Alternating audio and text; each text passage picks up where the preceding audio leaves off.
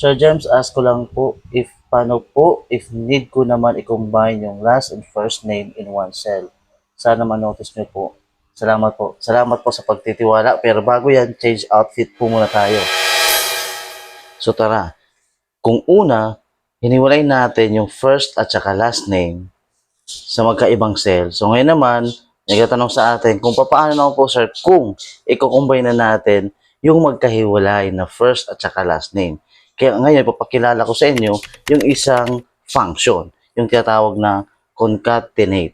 So tara, dito tayo sa Excel natin nung nakaraan. Pero bago yan, alamin muna natin, ano nga ba yung ibig sabihin ng concatenate?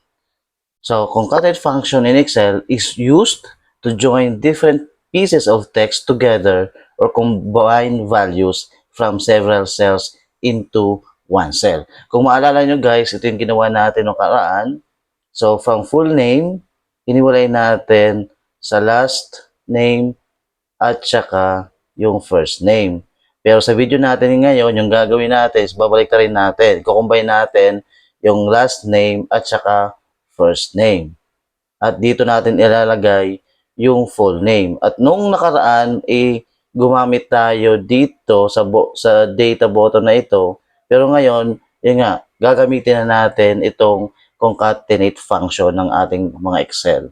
So, simulan na natin guys. So, una yung gagawin natin is gagawa tayo ng formula. So, i-click lang natin to yung cell na to. So, may baba po ng full name at i-enter lang natin yung equal sign tsaka type natin concatenate. Yan. Andito na po yan. No? I-click na lang natin yan. Joins several text strings into one text string. So, i-combine nga natin. So, click na lang natin yan. Okay, sorry. Concatenate. Concatenate. Okay. At saka tayo mag-open parenthesis. So, pagkatapos natin mag-open parenthesis, i-click naman natin yung cell ng mga i-combine natin. Una, si last name. Dito, si last name. Click lang natin dito sa baba yung last name. So, automatically, andito na yung kanyang code, B20. Kasi andito yung letter B at nasa 20 siyang na row. Next, comma. Next, open, quotation, space, and close quotation. Next, comma, and then next, dito natin i-click yung first name. Yan. Sa C20. And then, gagamitan na natin yung close parenthesis. So, yun lang. Click natin, press natin yung enter.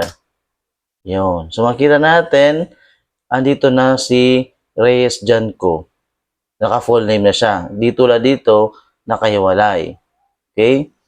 And then, yung gagawin natin dito para kahit yung nasa mga susunod ng mga last at saka first name ay maging full name din is idadrag lang natin to. Idadrag lang natin to. Yan. Yan. So, yun lang. Ganyan lang po kadali. So, salamat po sa mga subscribers natin, sa mga viewers natin. And if you want more functions or sabihin natin mga tips sa kahit anumang po related po sa ICT, you may also comment down below para po gawan po natin ng video. So, maraming salamat po